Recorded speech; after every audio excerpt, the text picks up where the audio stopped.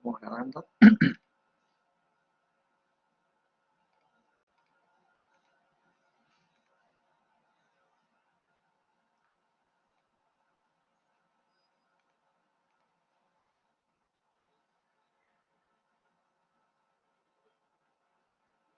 Vamos a ver hoy día lo que es tratamiento de tuberculosis.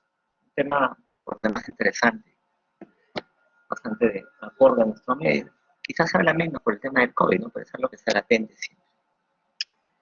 La epidemiología, bueno, saben que se cuenta en nuestro medio. Sin embargo, en sí los casos de tuberculosis han ido disminuyendo. Y ahorita no se conoce el impacto que ha traído la pandemia en tuberculosis. Probablemente los casos hayan disminuido un poco con respecto a años pasados, por el hecho del uso de la mascarilla y todo lo demás. Sin embargo, también es cierto que puede haber aumentado el contacto intradomiciliario y mayores contactos internos. Lo que sí es una constante es que aumentan los casos de pacientes con tuberculosis resistente. Definiciones operativas de lo que es sintomático respiratorio, que ya la conocen, lo que son contactos, no vamos a repetir eso. Tuberculosis pulmonar y extrapulmonar, lo que son definiciones. La TBC extrapulmonar, recuerda que lo que es el estudio anatomopatológico, el estudio histopatológico es muy importante para el diagnóstico de TBC extrapulmonar.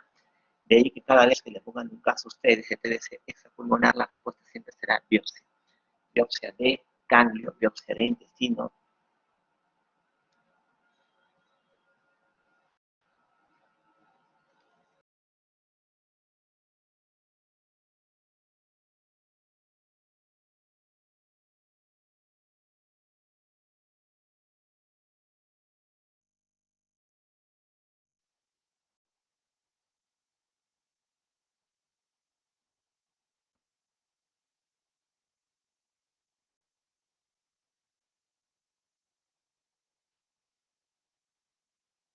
Listo, estamos. Para TBC extrapulmonar, el diagnóstico siempre es biopsia. Biopsia de intestino, biopsia de piel, de ganglio, de lo que nos corresponda. Y en la biopsia se manda para cultivo y también se observa con la corrección de Sid-Nielsen en la presencia de bacillus. Concepto de sensibilidad, eso es importante. MDR es resistencia a isoniazida de rifampicina. Recuerden que las dos mejores drogas para tuberculosis son isoniazida y rifampicina, son las dos mejores drogas. Ya. Cuando nos fallan isoniazida y rifampicina, tenemos a la TBC XR, extremadamente resistente. Acá, como ya nos fallan isoniazida y rifampicina, vamos a tener que usar otro tipo de medicamentos, pero en XDR, aparte de resistencia a isoniazida y rifampicina, también hay resistencia a fluoroquinolonas y aminoglucósidos inyectables. Entonces, en MDR, por ejemplo, cuando fallan isoniazida y rifampicina, las drogas que nos salvan, que nos mantienen, van a ser las fluoroquinolonas y los inyectables aminoglucósidos segunda línea. Uno resistente, hay resistencia a un solo medicamento, y poliresistente, hay resistencia a más de un medicamento, pero que no cumple criterios de MDR. MDR, por ejemplo, es isoniazida y rifampicina. Ya, esa combinación, XDR, iso, rifan, fluoroquinolonas inyectables. Una TBC poliresistente será, por ejemplo, otra combinación, por ejemplo, isoniazida, piracinamida, tambutol, ketambutol, rifampicina, pero que no entre en esas mezclas que les he mencionado. Factores de riesgo para TBC resistente, bueno, antecedentes de fracasos, recaídas, comorbilidades, contactos con pacientes que han fallecido con personas que han fallecido por tuberculosis, ¿no? Nadie se muere por tuberculosis. ¿Quiénes son los que se mueren por tuberculosis? Los que se mueren por tuberculosis son los pacientes resistentes y son los pacientes con TBC extrapulmonar. Son los que se mueren por tuberculosis. Es decir, te dice alguien, oye, tal familiar falleció por tuberculosis, te asusta, o sea, probablemente yo soy resistente. También nosotros estamos dentro de este rango de factor de riesgo de resistencia. Un trabajador de la salud también, ¿no? Concepto de cura. Miren lo que es la cura en un paciente con TBC sensible. Como dice ahí, se define pues como un paciente con baciloscopía negativa en el último mes, cura en un paciente sensible, y tenemos cura en un paciente con tuberculosis resistente. cura en un paciente con TBC resistente son 10 cultivos mensuales consecutivos en el último año. 10 cultivos mensuales consecutivos negativos en el último año. Se mide la diferencia. El TBC sensible tan solo basta con una vaciloscopía de Sputo en el último mes. TBC resistente, MDR-XDR, 10 cultivos mensuales en el último año.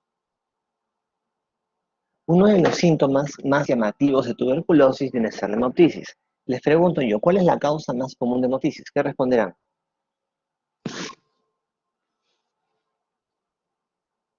¿Qué me responden si les pregunto cuál es la causa más común de hemoptisis?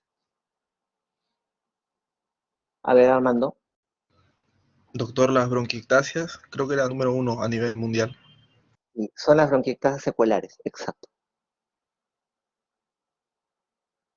Muy bien. ¿Y de las causas extrapulmonares, cuál es la más común? ¿Cuál es la causa extrapulmonar más común de hemoptisis? Adelante, Jesús. Doctor, ¿hay una valvulopatía, por ejemplo, la estenosis mitral? Ya, la estenosis mitral. La estenosis mitral es la valvulopatía que se relaciona con lo que es hemoptisis. Recuerden bien.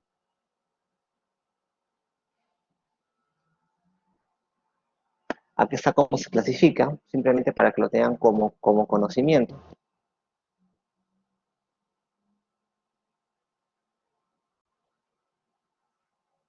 Un momento.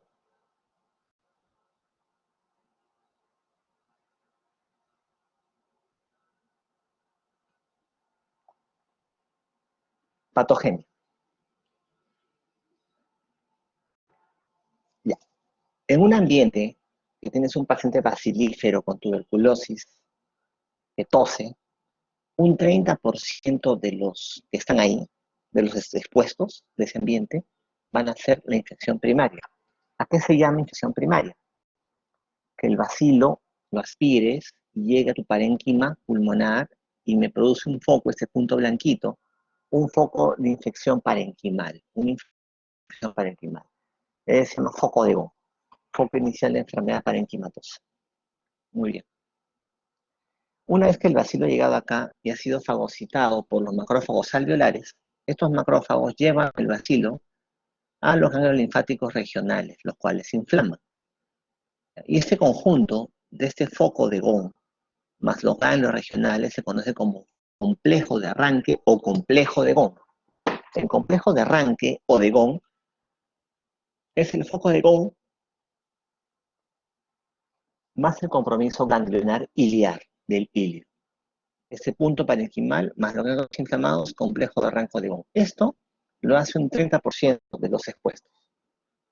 De ese 30% que hace este complejo de arranque no se detiene. Desde un inicio, ese complejo de arranque avanza. El ganglio se hace grande. Y acá, en parénquima pulmonar, periféricamente, compromiso pulmonar. Ese avance inicial progresivo de arranque, del complejo de arranque o de Gauss, se conoce como tuberculosis primaria.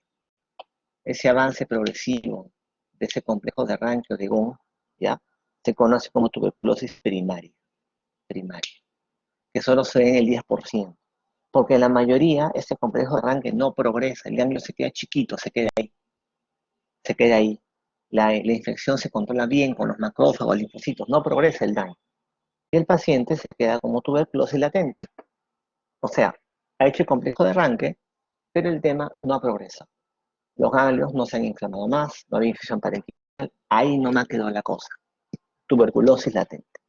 El diagnóstico de TBC latente se establece como un paciente asintomático, con una placa de tórax sin actividad, con un BK negativo, pero que tiene una prueba de tuberculina o un cuantiferón positivo.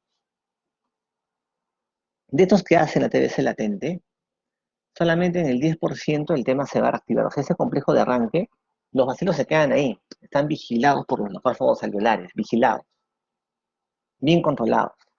Pero en algunos casos se pierde el control por un tema, por ejemplo, de inmunosupresión, VIH, diabetes, no sé. Y los bacilos vuelven a entrar en actividad. Y el paciente hace la enfermedad después de un tiempo. Y esa reactivación o TBC secundaria, la mayoría de veces se da en los ápices pulmonares, ya no en los cilios, en los ápices pulmonares. Pero también estas TBC secundarias de activación puede que del complejo de arranque por vía hematógena, por vía sanguínea, el bacilo se vaya a otro órgano, meninges, cerebro, riñón, otro órgano, intestino, hígado. O sea, la TBC secundaria, esa reactivación de la TBC latente, la mayoría de veces es pulmonar apical, pero también puede ser extrapulmonar en otro órgano. Eso ocurre en el 10% porque en el 90% nunca ocurre nada, o sea, no es tan factible hacer la enfermedad tuberculosa. Tienen que pasar una serie de factores. Entonces, mire TBC primaria, la progresión inicial del complejo de arranque, TBC secundaria, la reactivación. Primaria, mira cómo la TBC se predominantemente en el iliar y parenquimal también de ese nivel. Y la TBC secundaria, o reactivación o postprimaria, que la mayoría de veces va a ser pulmonar, apical, pero también podría ser extrapulmonar. Esa reactivación casi siempre es pulmonar, pero también podría ser extrapulmonar en otro órgano, dependiendo del grado de inmunidad del paciente. En ocasiones, a partir del complejo, el bacilo se disemina por vía hematógena y me da la tuberculosis miliar. La TBC miliar se diagnostica, se sospecha inicialmente por radiografía de tórax, donde se ve un patrón micronodular bilateral, un patrón micronodular bilateral homogéneo, como pueden ver acá. Micronódulos, menos de 0.5 centímetros, ¿no? Este patrón, ojo, no es patognomónico de tuberculosis, también se puede ver en otras patologías, como las que están acá. Pero digamos que es muy sugerente de tuberculosis en nuestro medio, ¿no? Lo primero que deberían pensar es este patrón. El problema es que el BK, la baciloscopía de esputo suele ser negativa en este paciente, porque el bacilo acá se encuentra en el intersticio.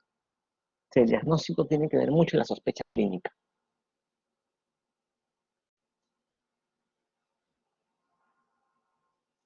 ¿Por qué le llaman miliar? Milia viene de semillas de mijo. El mijo es un cereal. Entonces, los anatomopatólogos, los patólogos, cuando veían pacientes fallecidos por tuberculosis, veían pues pequeños nódulos amarillentos en el parénquima pulmonar. De ahí le pusieron, oye, se parece al mijo miliar. La prueba de tuberculina, o PPD, se considera positiva cuando es mayor o igual a 10 milímetros en la población general. Se toma en sentido horizontal en el antebrazo, sentido horizontal, y a las 48 horas de haberte puesto la prueba de tuberculina. ¿Qué me dice? Me dice que tengo presencia del bacilo, que he sido expuesto al bacilo, que tengo una infección primaria. Ahora, PPD positivo, en un paciente BK positivo con fiebre, tos, esputo, placa patológica, es TBC. TBC activa. Pero PPD positivo en un paciente asintomático, placa normal, BK negativo, es exposición. Es TBC latente, es tuberculosis latente. Es este 90%. Ahora, ¿por qué se forma esa pápula? Esa pápula que ven acá, ¿por qué se forma? Porque se libera lo que es interferón gamma. O sea, la célula presenta ahora el antígeno, capta el PPD, informa el linfocito T, y libera lo que es interferón gamma, que me forma la induración y eritema. Por eso que algunos autores dijeron, mejor que no mido los niveles de interferón gamma. Y salieron algunas pruebas como cuantiferón o T-spot, ¿no? El cuantiferón, por ejemplo, me mide el nivel de interferón gamma. Ya sé, ya no uso lo que es el PPD, porque teóricamente es poco sensible y poco específico. ¿Para qué me sirve ver si un paciente tiene PPD positivo? Porque como ya tienes el bacilo así infectado, tienes infección primaria, tienes TBC latente, es factible que el bacilo se active. Entonces lo que se sugiere es dar profilaxis con isoniazida a cierta población, para evitar que el bacilo se reactive. ¿Quiénes deben recibir profilaxis? Los que figuran ahí sobre todo. Dentro de los cuales miden los VIH, no me interesa sacarle PPD, es independiente, porque el VIH, recuerda, no tiene linfocitos. No me daría un buen resultado. ¿Cómo se deja isoniazida? 6 meses en pacientes menores de 15 años, perdón, mayores de 15 años, igual también en los mayores de 15 años, en los VIH sea por un año, a la dosis indicada. Baciloscopía, mira, ¿cuántos bacilos necesito por mililitro para que el BK me salga positivo una sola cruz? Requiero por lo menos 5.000 bacilos por mililitro para que sin Nielsen me salga una cruz, 5.000. Otras decisiones, como el test de auramina, donde la sensibilidad mejora más del 90%. Recuerden que sin Nielsen la sensibilidad es 60%, sensibilidad 60% y especificidad 80%. 60 de sensibilidad, 80 de especificidad. Es lo que tiene la prueba de sin Nielsen. Pero esa sensibilidad puede ser más del 90% con tinción de fluorocromos. Fluorocromos como auramina. Auramina, donde todo lo que brilla es tuberculosis. Ahora, miren, requerimos 5.000 bacilos por mililitro para que me salga positivo una cruz. Pero los cultivos convencionales solamente requieren 10 bacilos, ya no 5.000, 10 bacilos para que salga positivo. Luego estén Jensen, Bauer, Hildebrand. Sin embargo, estos medios, el problema es que se demoran más de un mes en crecer. Estos medios se demoran más de un mes en obtenerse lo que es el resultado. Por eso que han salido lo que son las pruebas rápidas, que ya deben haberlas escuchado. El MOTS, que ya no se usa mucho, que se basa en la observación directa del crecimiento de la microbacteria, y el Genotype y GeneXpert, que me buscan genes de resistencia. Por ejemplo, Genotype me busca gen de resistencia a isonacida y rifampicina. GeneXpert me busca gen de resistencia a rifampicina. GeneXpert sale en 2 horas, por ejemplo. Genotype sale en 2 días. O sea, verdaderamente, pero los cultivos convencionales me dan resistencia a todos los fármacos, a toditos, primera y segunda línea. Pruebas rápidas solamente algunos, pero lo suficiente para yo por lo menos decir si es MDR o no. Patología. ¿En qué casos pido biopsia? Ya saben, cada vez que yo hablo de TBC extrapulmonar, siempre voy a pedir lo que es la anatomía patológica, para ver la necrosis gaseosa y para también teñirla con Nielsen y cultivar la biopsia. La radiografía mira cómo se ve un patrón micronodular bilateral, ¿no? Típico de TBC miliar, que es por vía hematógena, recuerden. Y ya vamos a ver lo que son fármacos. Fármacos de primera línea y segunda línea. Primera línea, menos RAMS, la mayoría bioral, sin mucha complicación. Segunda línea, menos eficaces, más RAMS y muchos de ellos parenterales. Problema. Aquí están los grupos de medicamentos para que los conozcan. Claro que la clasificación ahora ha cambiado un poco, pero se mantiene la esencia. Recuerda que los mejores medicamentos para tuberculosis son isoniazida, rifampicina, etambutol y piracinamida. Isoniazida. Se escribe con H, ¿por qué? Porque se le llama hidracida del ácido isonicotínico. Es un fármaco bactericida. Bactericida contra los bacilos de replicación activa que se encuentran en las cavernas. Luego que ha cumplido su acción bactericida, se vuelve bacteriostático frente a los bacilos en reposo. Su RAM principal es que es hepatotóxico. Me da una elevación de enzimas hepatocelulares. También produce polineuropatía. Polineuropatía por deficiencia de vitamina B6. Y se puede presentar también como lupus inducido por fármacos, ¿no? Con anticuerpo antihistamínico. Rifampicina, bactericida frente a bacilos que están en el casio. Su RAM más frecuente quizás sea tinción de líquidos corporales. Y viene lo que es hepatitis colestásica, o sea, aumento de fosfatasa alcalina, porque es colestásica. Piracinamida, este fármaco también es bactericida frente a bacilos que se encuentran en los macrófagos. Es bactericida frente a bacilos que se encuentran dentro de los macrófagos. También tiene acción hepatotóxica, ¿no? Al igual que isoniazida, rifampicina, también es hepatotóxico. Pero ¿cuál es la particularidad? Es el fármaco más hepatotóxico de todos. Si les preguntan cuál es el fármaco más hepatotóxico de todos, acá vendría a ser piracinamida. Por último tenemos etambutol. Los anteriores eran bactericidas, este es bacteriostático. Bacteriostático, y su función es evitarme la resistencia a isoniazida y rifampicina. El RAN más asociado de lo que es etambutol viene a ser lo que es la neuritis óptica, ¿ya? ¿Cómo viene la neuritis óptica? Viene con lo que es ceguera y dolor ocular a la movilización. Ceguera, no veo por ese el ojo, y dolor ocular a la movilización.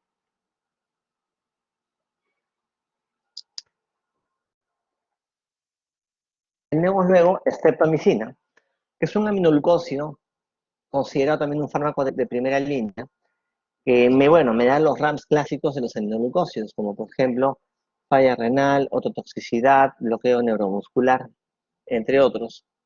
Como todo aminoglucósido actúa inhibiendo la subunidad ribosómica, la 30S. Las dosis de los medicamentos, en primera y segunda fase. El resumen: isoniazida bactericida en las cavernas, rifampicina bactericida en el calcio, piracinamida bactericida en los macrófagos, en bacilos intracelulares, rifampicina bactericida en lo que es el calcio.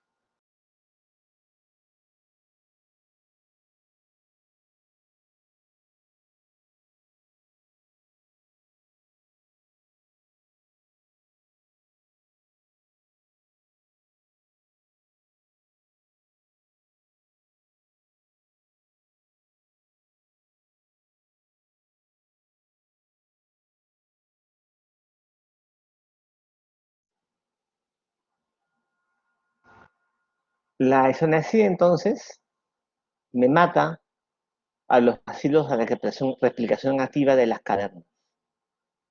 A los más o menos 10 días de inicio del tratamiento, me puede eliminar al 90% de bacilos que se encuentran en las cavernas. Por eso, si les preguntan alguna vez a los cuántos días el paciente ya empieza a negativizar el BK, es a las 2 semanas. Y es a la isoniazida, porque bactericidan esos bacilos activos extracelulares. Otros fármacos que se han descubierto para tuberculosis, algunos incluso inicialmente descubiertos para otra cosa, por ejemplo, tiroidacina, que era un antipsicótico. Sobre todo se usan estos fármacos en TBC resistente. Otros fármacos que se han ido descubriendo, casi tenemos todos los fármacos acá disponibles, obviamente se usan para tuberculosis resistente, MDR-XDR como alternativas terapéuticas. La bedaquilina, por ejemplo, se encuentra acá, también nosotros, y son sobre todo para tuberculosis resistente, multilogo resistente y XDR. Solo actúa cada fármaco para que lo puedan revisar.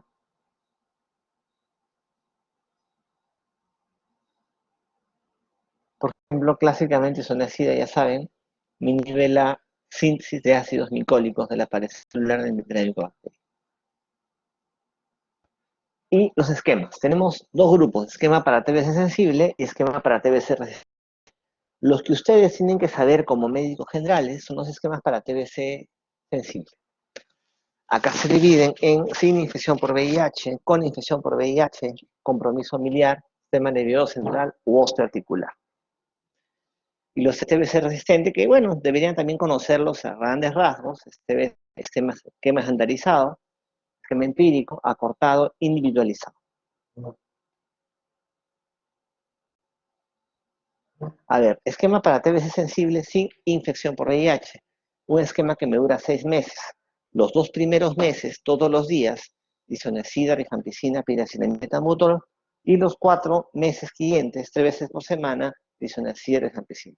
Este esquema se le da a todos los pacientes con TBC pulmonar y extrapulmonar. Pulmonar y extrapulmonar. A todos los pacientes con TBC pulmonar y extrapulmonar. Independientemente que hayan tenido no TBC antes, nuevos o antes manejados, pero que sean sensibles. ¿Y cómo yo sé que son sensibles desde un inicio? Con las pruebas rápidas. Las pruebas rápidas me ayudan pues para saber la sensibilidad en ese momento. El paciente de VIH lo que va a cambiar es la segunda fase. Ya no son 4 meses, van a ser 7 meses, pero todos los días esta vez. Como que el esquema, 2 meses todos los días, isoniazida, rifampicina, piracinamida, etambutol, y 7 meses todos los días, isoniazida y rifampicina. Igual, también se da para TBC pulmonar y extrapulmonar en pacientes con VIH, nuevos o antes manejados. Y algo interesante, mira, dice, excepto sistema nervioso central o articular miliar. Porque esas tuberculosis, por ejemplo, la meningia cerebral, el mal de Pot, la miliar, independientemente que seas VIH o no VIH, van a recibir un esquema PAP. Un esquema de 1 año de duración. 2 meses, todos los días, lisonecida, rifampicina, piracetamida y tambutol, y 10 meses todos los días también lisonecida, rifampicina. 12 meses en total. Para esta tuberculosis, independientemente que seas o no seas VIH, recuerda que los corticoides se pueden añadir sobre todo en TBC meningia pericárdica, más abajo miliar, más que nada meningia, para disminuirme las secuelas por tuberculosis. Esquemas para TBC resistente. Tenemos esquema estandarizado. ¿A quién se deja? A pacientes graves. Dice, a pacientes con enfermedad severa, mira. Enfermedad severa y factores de riesgo para TBC-MDR. Enfermedad severa y factores de riesgo para TBC-MDR. Por ejemplo, tienes un paciente que es médico y hace un cuadro aparente de tuberculosis meningia, ¿ya? Y pulmonar también, pero todavía no he aislado el bacilo, o lo he aislado, pero por la gravedad del cuadro, no voy a esperar lo que son los cultivos, o sea, tengo que actuar. Y como tiene factores de riesgo para resistencia, le tengo que iniciar para TBC resistente. En TBC-MDR ya no me sirven isoniazida rifampicina. ¿Qué doy? Le doy los que me quedan, pues. Le doy etambutol, pitacitamida. Y en vez de isorrifan, recuerda que lo sustituyen aminoglucósidos como levofloxacino, floquinolas como levofloxacino, aminoglucósidos como canamicina, y también se agrega etionamida cicloserina. Floquinolona como levo, aminoglucósido como canamicina, además de etambutol, pitacitamida, etionamida cicloserina. Y lo mismo 12 a 16 meses sin canamicina, ¿no? Recuerda que acá no está la canamicina porque la canamicina es un fármaco nefrotóxico. Esquema para TBC empírico. ¿A qué se le llama esquema para TBC empírico? Por ejemplo, aquel esquema que se da según resultado de prueba rápida. La prueba rápida me da resistencia solo isoniazida rifampicina.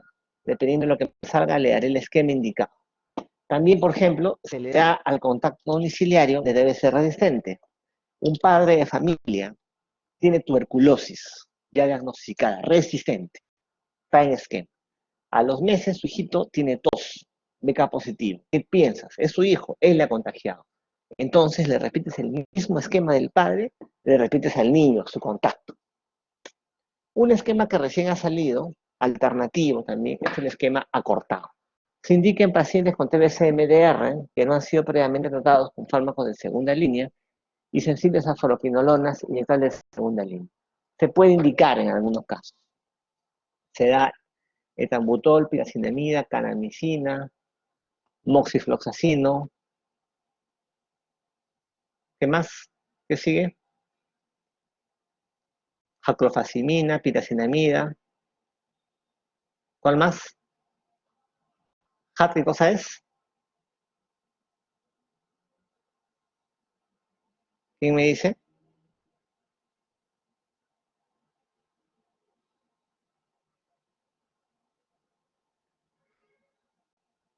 Japrotenamida. Vamos a poner los celos por acá.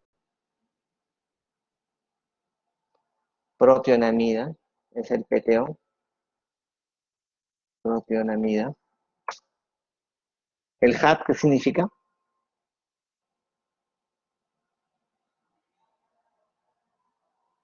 ¿Alguien sabe? La nomenclatura de fármacos para tuberculosis.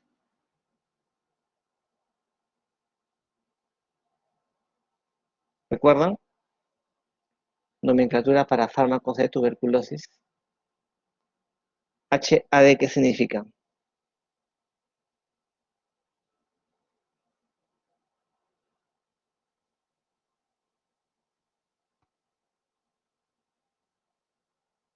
¿Alguien que me diga? HAD, ¿qué significa?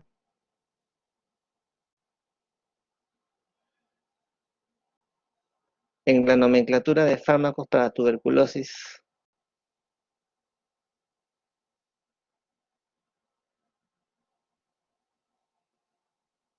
altas dosis de isoniazida, exacto. Isoniazida, altas dosis. Etambutol, ¿no? Etambutol. Es un esquema que se da en algunos pacientes, ¿ya? En pacientes que no han recibido esquemas previamente. Ojo, lo tienen como una alternativa. Ahora, todos estos esquemas, empírico, estandarizado, acortado, tienen un objetivo, darlos mientras tanto. Son esquemas transitorios, que se dan mientras van corriendo cultivos. Porque recuerden que a todo paciente con tuberculosis se le corre un cultivo convencional. O sea, yo puedo iniciar con pruebas rápidas, pero mi cultivo convencional, que me da sensibilidad a todos los fármacos de primera y segunda línea, es lo que sigue corriendo, ¿no? Y una vez cuando llega a eso, ya pueda poder dar un esquema individualizado. O sea, el objetivo final de un paciente con TBC resistente es que reciba un esquema individualizado para cada paciente.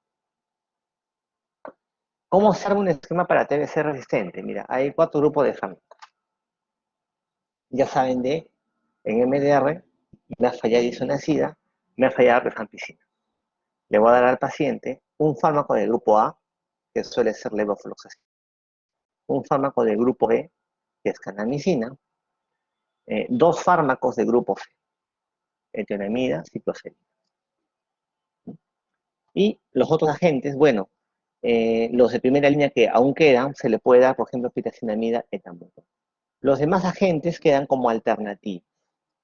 O sea, MDR no puedo dar ni ISO ni RIFA, me queda pitacinamida, etambutol, 2 más del grupo C, 1 del grupo B, 1 del grupo A.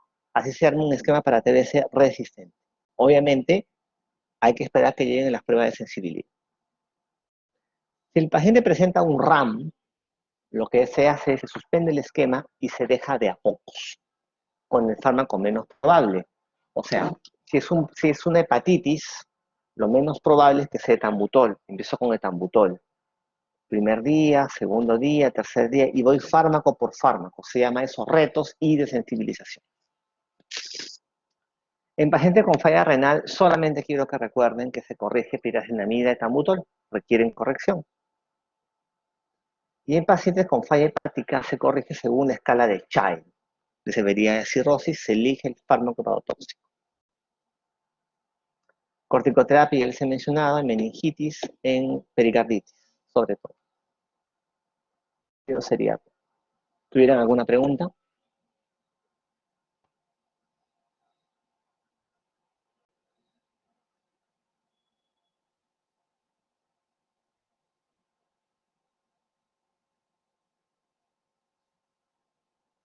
¿Tuvieran alguna pregunta con respecto a tuberculosis?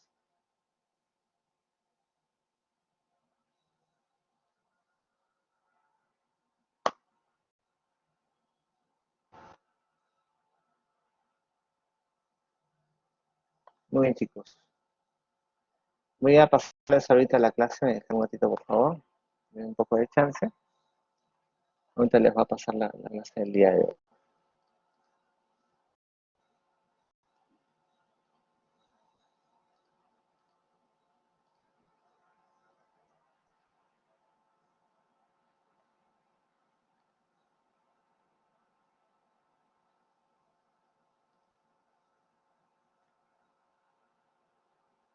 Un momento.